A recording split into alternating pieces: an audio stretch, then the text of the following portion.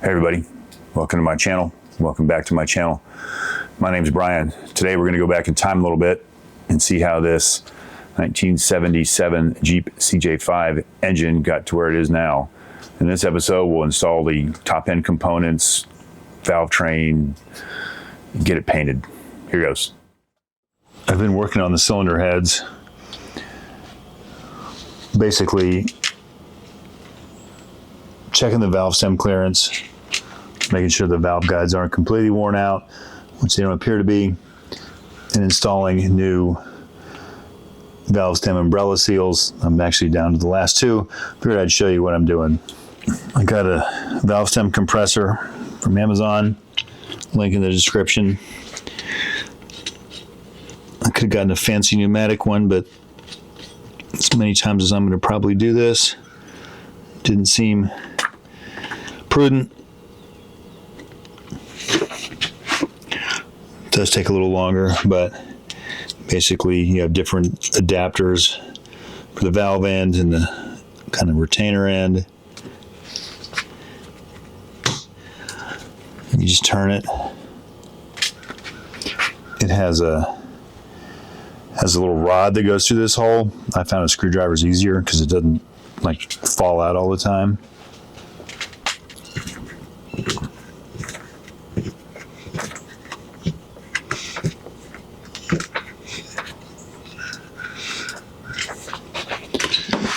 And then you can pop the retainers out.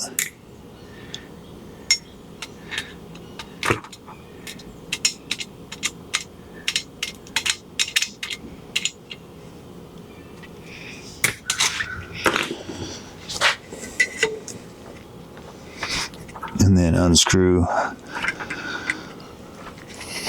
the spring compressor.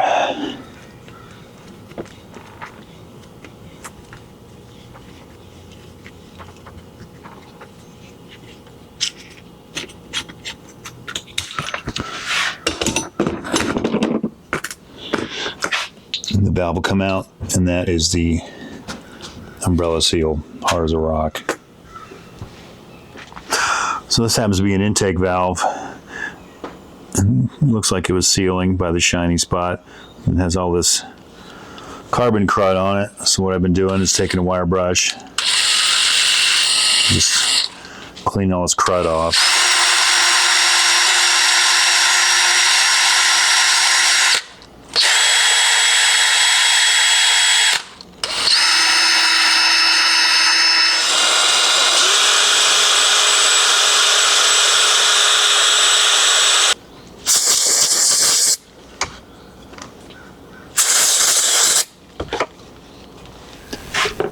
Putting a little oil back on the valve, the stem, and then you can slip it back in the hole. Now the book calls for measuring the bore of this to compare, make sure you have the correct clearance. I think it was between 1 and 3 thousandths. And I did that using the dial indicator, which is kind of a pain to set up on here.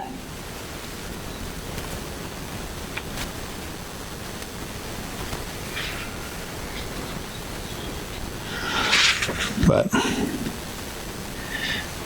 with it actually halfway down the travel, or a little bit in the travel,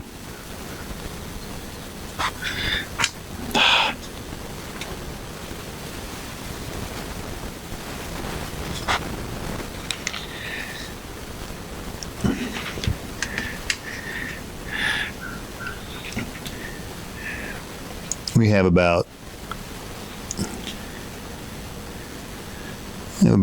2.5 to 3 thousandths.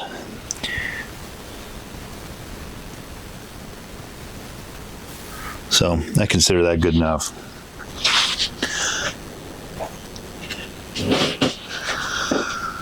Since the valves are out, I've been lapping them in. There's a little pitting and corrosion on there. It's not terrible, and they sealed relatively well enough with the leak down test. So I'm using some valve grinding compound.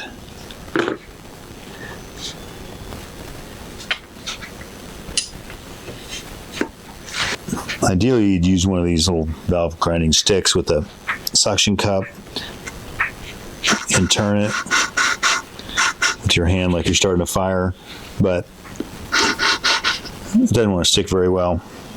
So what I've done is used conglomeration of rubber hose and power tool adapters, and then hold the point of a screwdriver on the valve face and just spin it with a drill, or in this case, impact driver.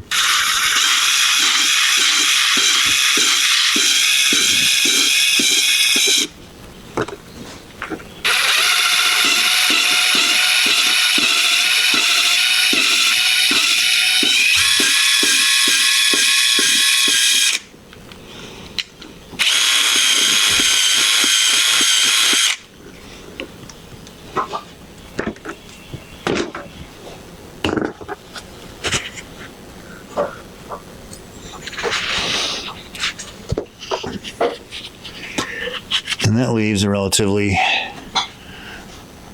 clean looking valve face.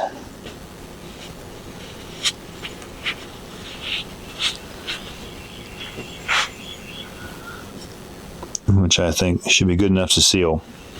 And then to install it, again, a little oil on the valve stem itself.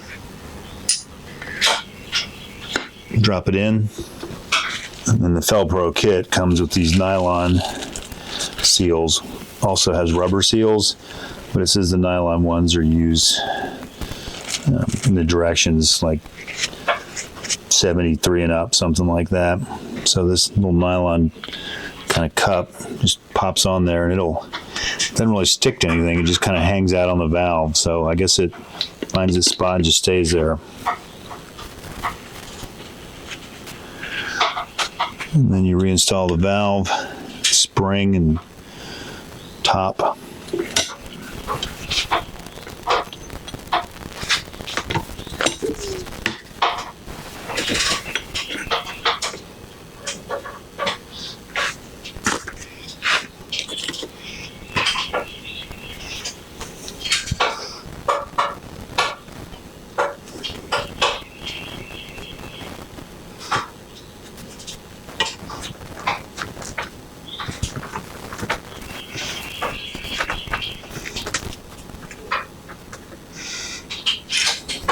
And the retainer just drops into those grooves.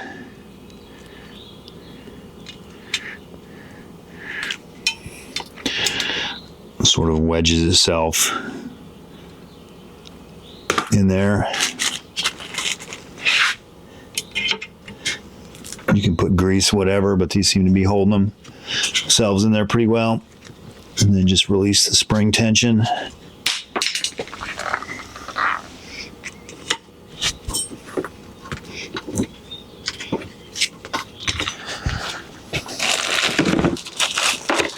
And then I just tap the end, and that's supposed to seat and make sure that retainer is in there the way it needs to go.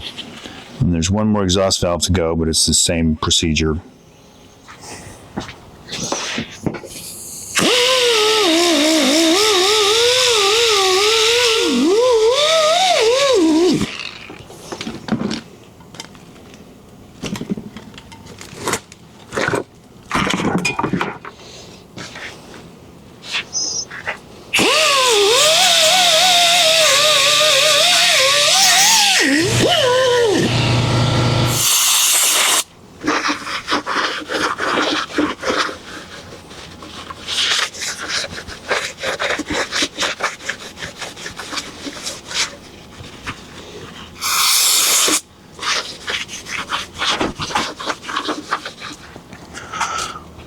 Cleaned off the top of the deck, wiped it down with some brake cleaner. Probably clean that a little bit more.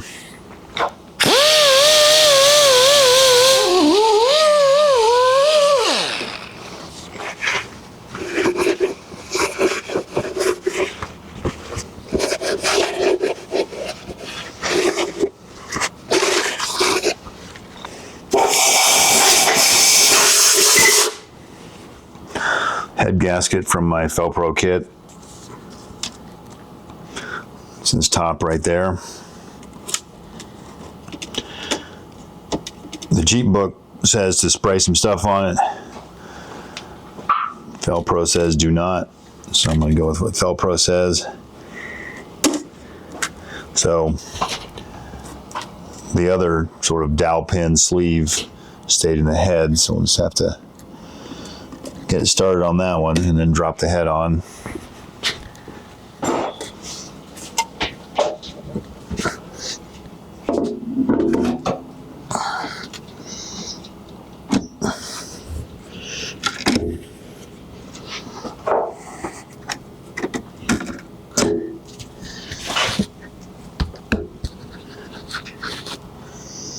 I'm cleaning up the head bolts with a wire brush.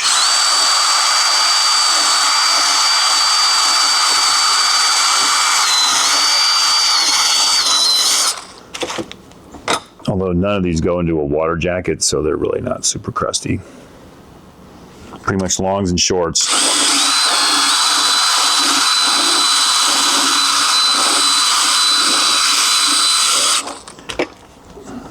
The long ones are under the valve cover, the short ones are exposed.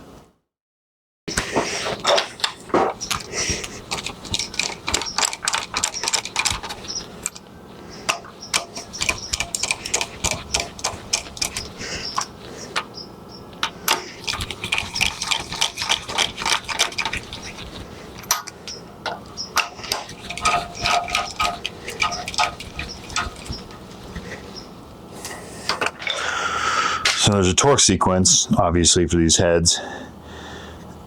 This is right here. I have it kind of laid the way so I can, the way the head's positioned. So it calls for 80 foot-pounds. Oh, let me verify that. Calls for 80 foot-pounds and then 110. What I've done on the other side, so I went to like 50 and did the first step.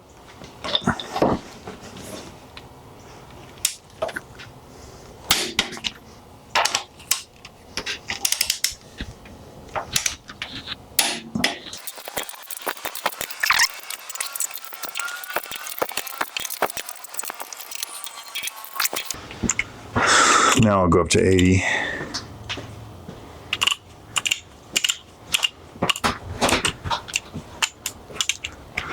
And repeat all this again.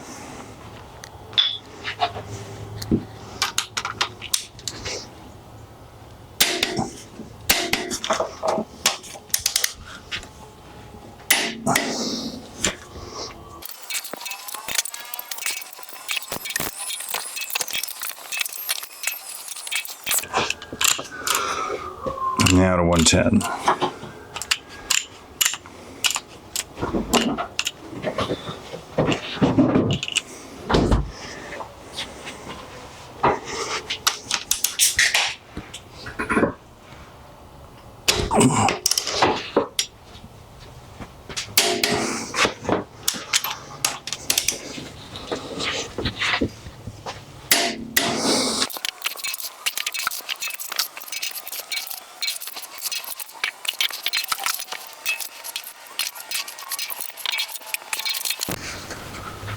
Now that I'm starting to put new parts in it and get it back together, I'm going to try to keep dirt out of it. So I wiped out as much sludge crap as I could. Next up, I'm going to put new lifters in it. These were starting to get worn. It's pretty cheap insurance. So I've got new ones, and I've been soaking them in oil, which is because that's what I've heard to do. So probably get a magnet and start pulling these out and dropping new ones in. So they'll come up a little bit, and then I guess the little layer of sludge or wear under them kind of stops them.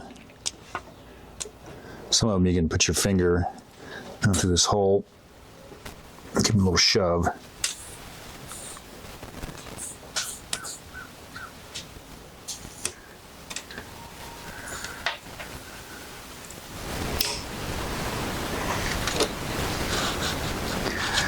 None of them look horrible, but they are starting to wear. So I'm pretty much just fishing them up out of the oil here.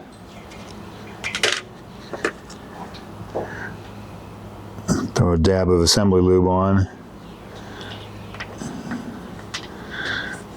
Sticking it down in the lifter hole. Some of the lobes you can get to, so I've been dripping a little bit of assembly lube on those.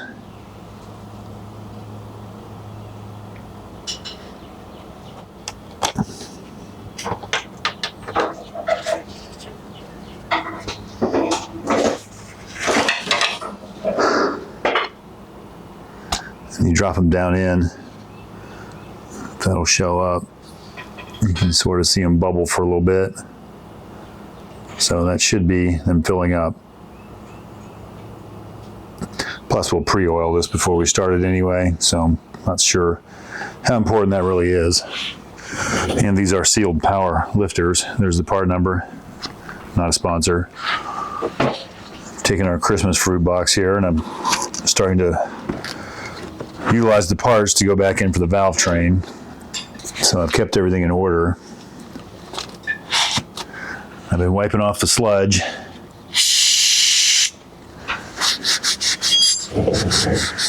At least what I can get off as I go. And putting everything back together in order.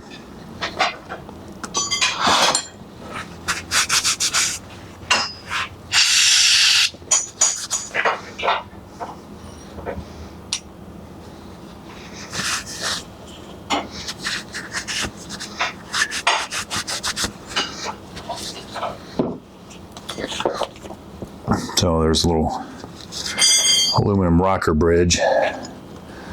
Goes in, that's what holds the rocker arms on.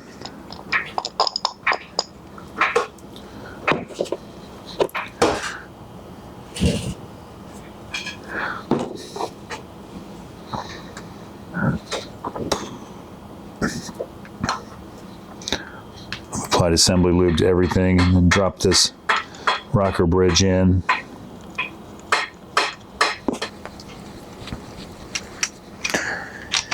Then tighten it down until it makes contact, and then just go back and forth.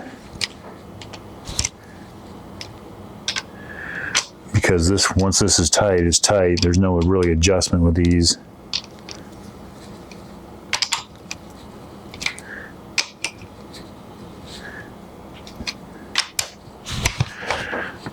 So get them all installed, we'll go back and torque them.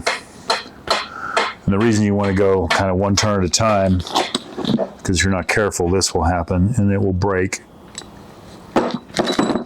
Fortunately, this dude on eBay had them, so I got one, but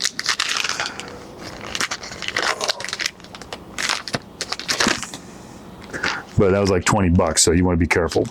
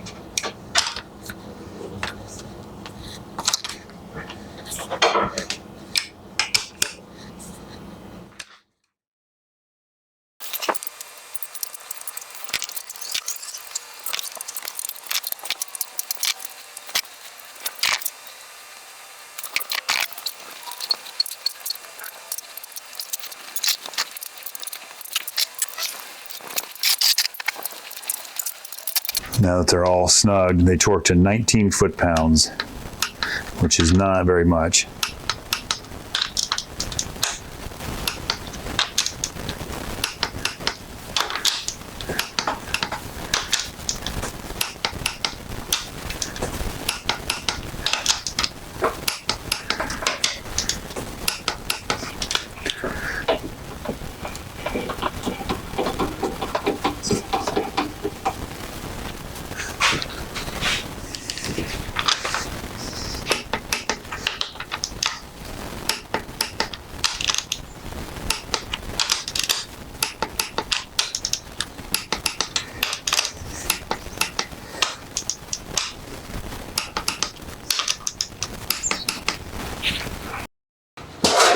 Next up, we have to put this valley tray in.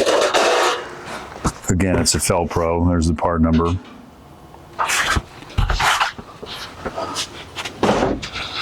So this valley tray pretty much functions as the valley tray and the intake manifold gasket. According to instructions, we need to put a bead of silicone around every one of these ports, put it in place. It comes with these rubber end seals, which pretty much everybody said to throw away. So we'll put this on, and then we'll do a bead of silicone on the end rails, silicone around all these again, and set the intake manifold on. I'm using the Ultra Gray Permatex.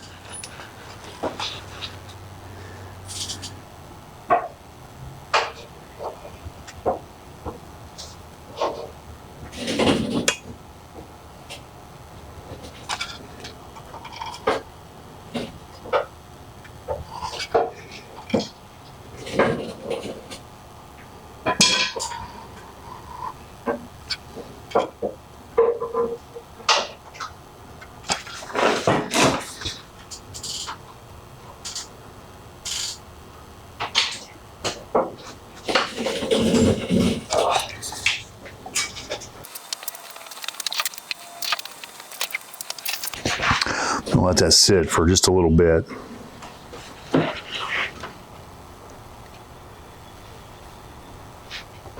Just kind of skin over and not be so slippery and kind of wet.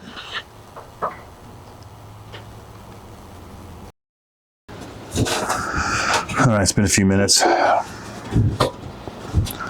See if we can figure out this thing. It sort of bends in here. And kind of stick it up under this ridge on the top of the cylinder head.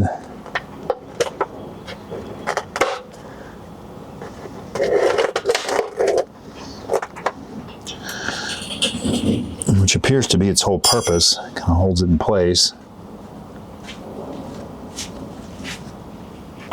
There are sort of some raised areas here where these front bolts appear to tap down in.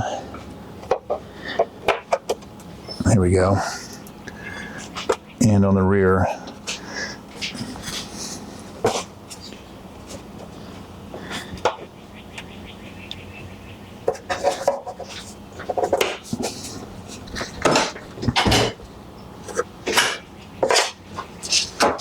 those are kind of locked in those holes. We'll go around and apply a small bead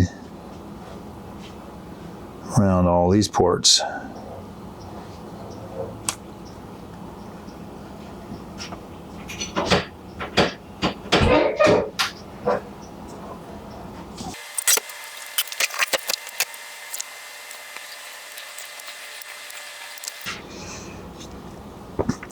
Probably doesn't matter around these, but since we're here,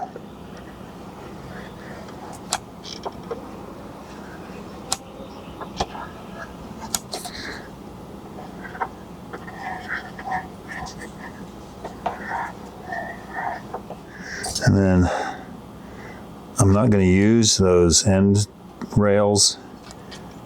Everything I've heard says they're garbage, so we're going to apply a thick bead.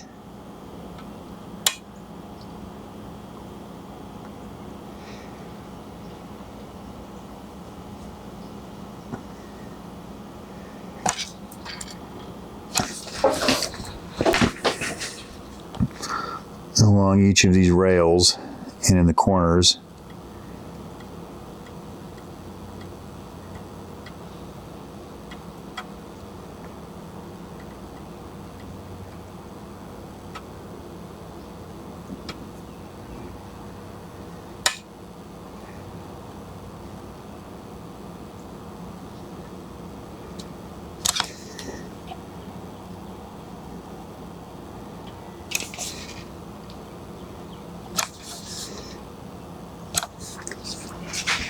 Again, we'll let this sit up a little while so it's not quite so runny.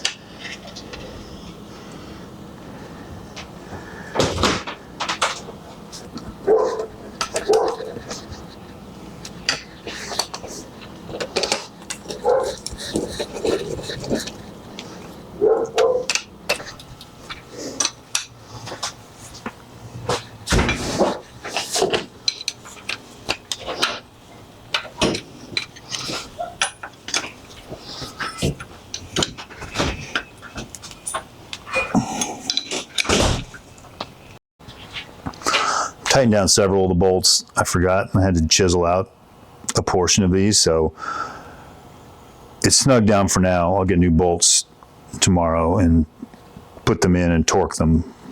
I also added a little more silicone. Once that cures, we'll come with a razor blade and cut that off before we paint it. Might as well go ahead and get valve cover gaskets on. I'm going to put a light bead of silicone on the valve cover side.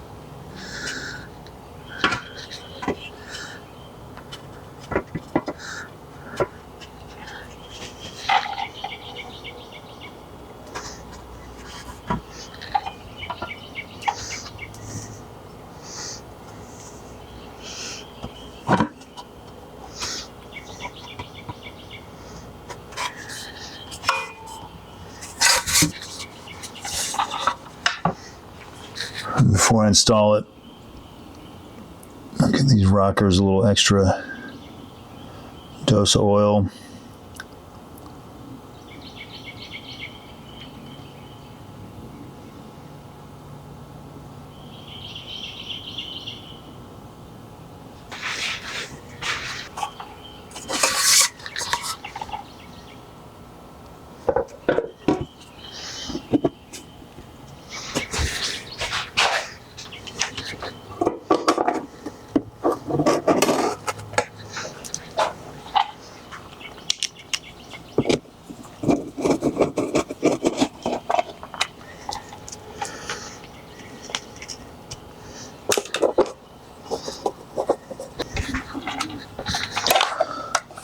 And I'll just snug these up with a nut driver for now. I'm sure there's a torque. We'll come back and do that later.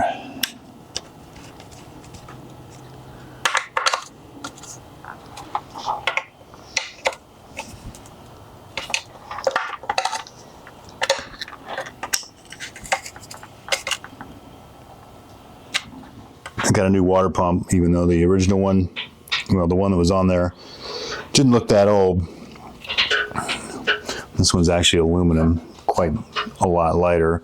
And since it's new, and this is old and kind of pitted, I'm going to put a layer of sealer on this side.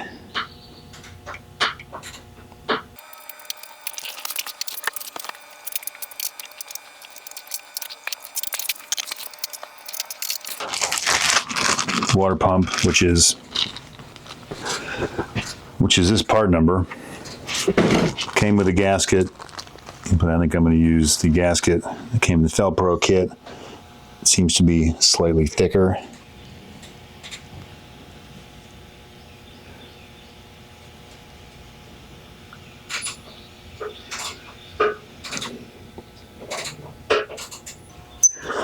And I'm going to take my chances and not put any gasket sealer on this side. So anyway, while my memory card filled up, I went ahead and loosely just started all these small bolts. I did clean them up and chase the threads and applied some anti-seize. So I've got to go back and look through the footage and see what I need here. I feel like this isn't the right bolt, but it's what's going in there for now. And by letting it sit loose like this, RTV should have set up a little bit. It should help it seal. So plenty of anti-seize on these bolts that go all the way through this aluminum, in case somebody other than me has to take it apart someday.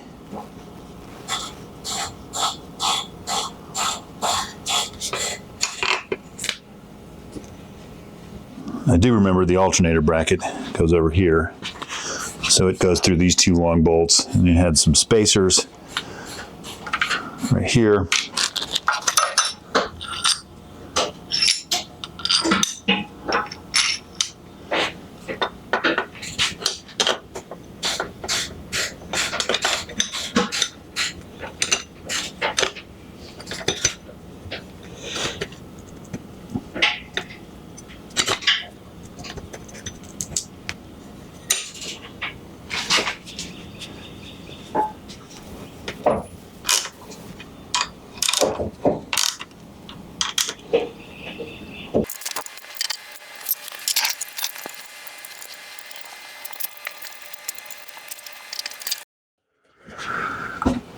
So I've cleaned most of the block off, and I think I'm going to go ahead and replace the freeze plugs while it's out. As nasty as that cooling system looked, I'd hate for one of them to rot out and have to take the engine out or whatever to get to them. So I got new ones, and they were cheap.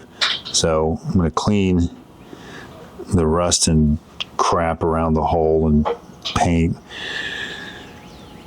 Get all that cleaned out, and then we'll try to get those out and put the new ones in.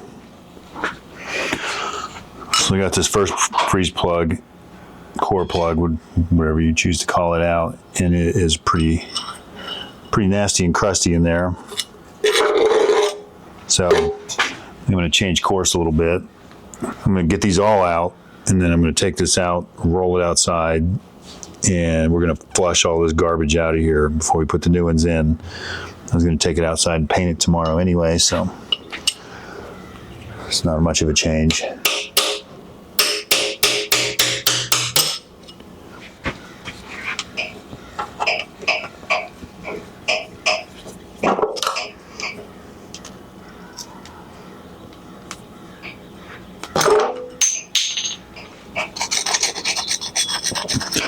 They don't appear super thin, but I think getting that crap out's a good move.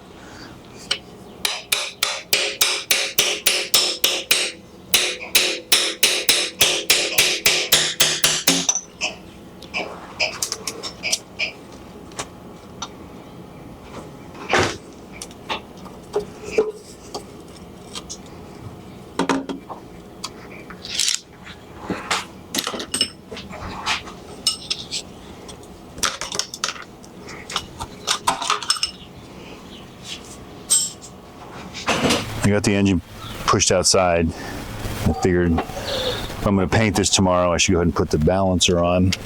So I have it on, and that torque is 90 foot-pounds according to the manual.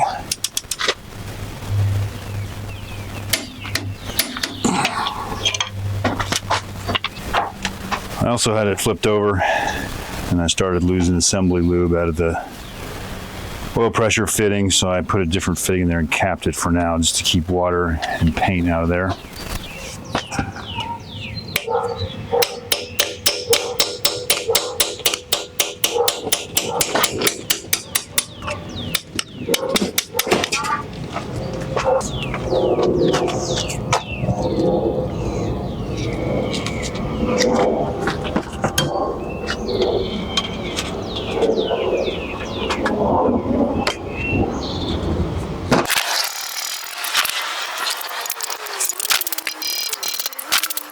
I'm not sure it'll show up in this light, but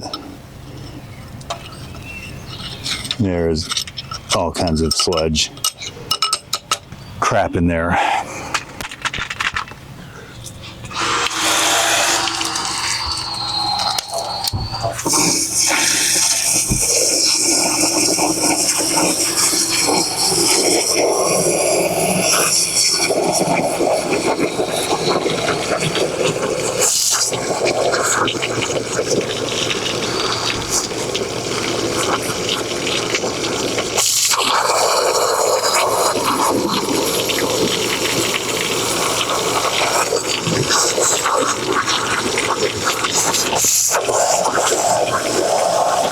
Have these new freeze plugs, core plugs, whatever you choose to call them, to go in. It comes with kind of everything you need, some plugs, a cam plug, but I'm just going to do the ones on the side of the block based on how nasty that coolant was and the junk we found in there. So I'm going to brush them out first.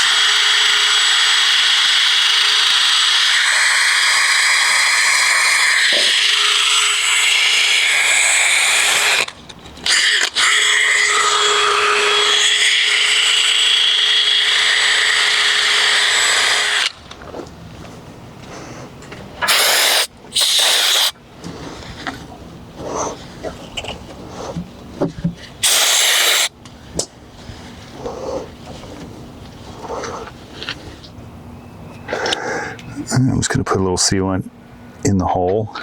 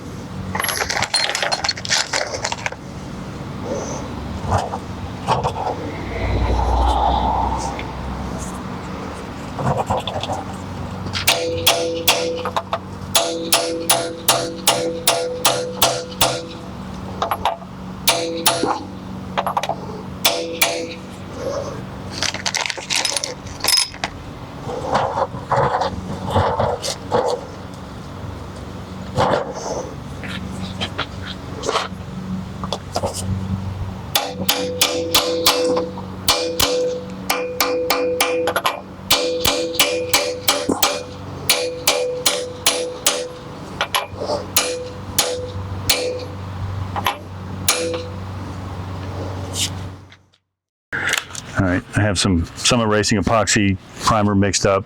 We're going to prime this.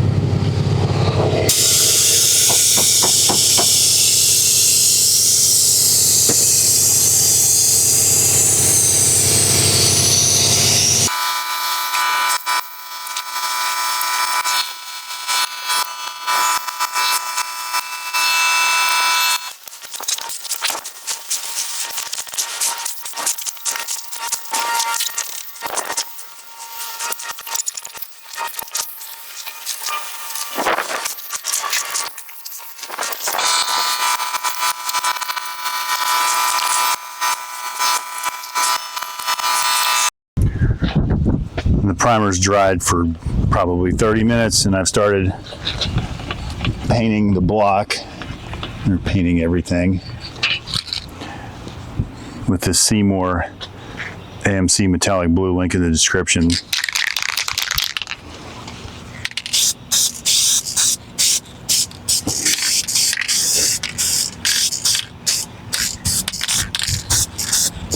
I'm going to shoot for several light coats to get a good bond. Well, this stuff covers really well, and it is really sparkly metallic.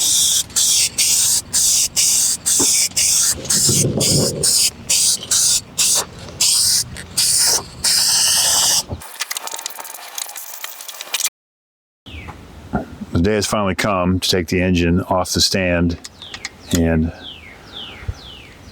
put it back in the frame, so here goes.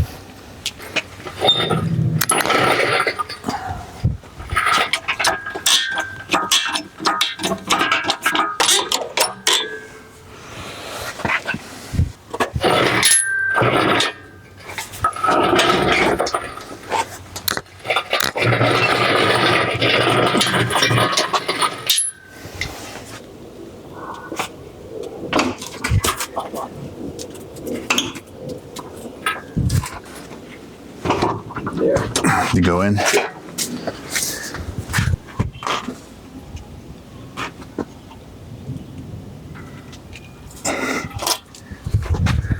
Unfortunately, this is about as far as we can go with this. I have the transfer case, transmission, everything ready to go back in. I just don't have a cross member or skid plate, they call it. What was in here as a cross member was a piece of about 3-inch steel channel that was welded to the frame. Well, was welded and rusted to the frame. So while I search for that particular part, I'll get to work on the body tub. So that'll be up next. Thanks for watching. See you next time.